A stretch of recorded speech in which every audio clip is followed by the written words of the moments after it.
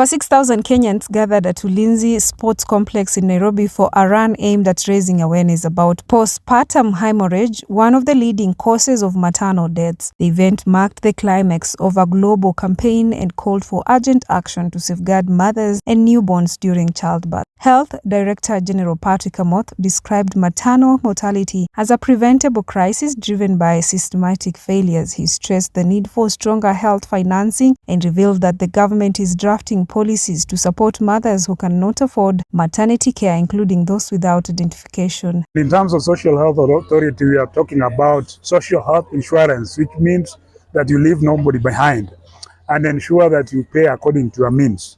The ministry has gone out of its way to be able to discuss with development partners, and we have accessed funding to be able to assist mothers who may not be able to pay for their premiums. You saw last week in State House, His Excellency, the President launched a scheme to be able to pay premiums for indigents to the tune of 1.5 million healthcare workers.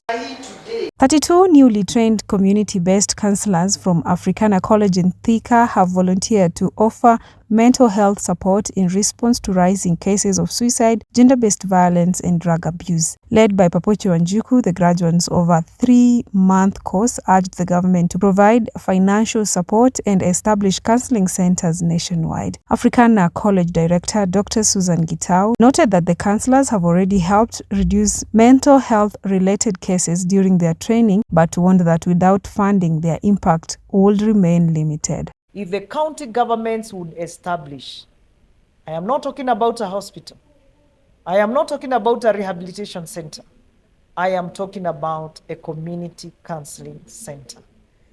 If the county would allocate each of their constituency, or if that is too much to ask, can each county have? Although if I were asked, every constituency should actually have their own community counseling center. We have seen the numbers rise of the number of people that are abusing alcohol and substances abuse in this nation. We have seen more deaths, suicide cases, homicide cases than we have ever seen before. In Tana River, residents of the county are celebrating the launch of a new water project worth more than 126 million Kenyan shillings, designed to address long-standing water shortages in the region. Implemented through a partnership between donors and the county government, the project focuses on the Tana Delta and will provide clean, safe water to over 9,000 households. The initiative marks a major turning point for communities that have endured years of scarcity. Locals are now being urged to safeguard this vital resource to ensure their sustainability.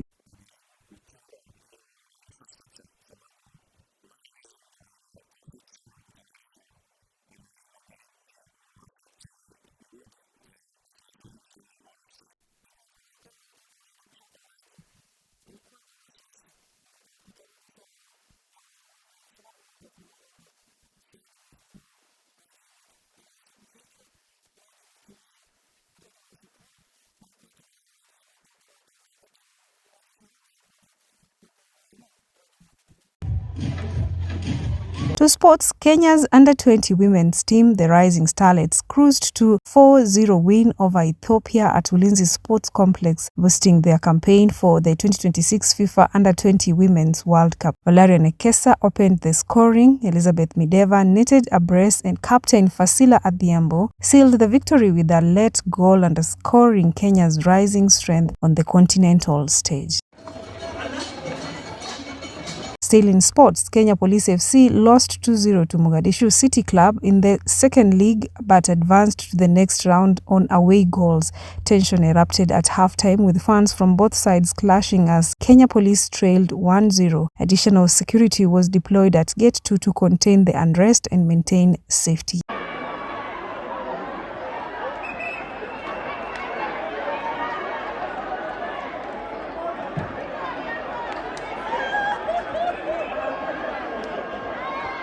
And that's it from the Easily Voice News Desk.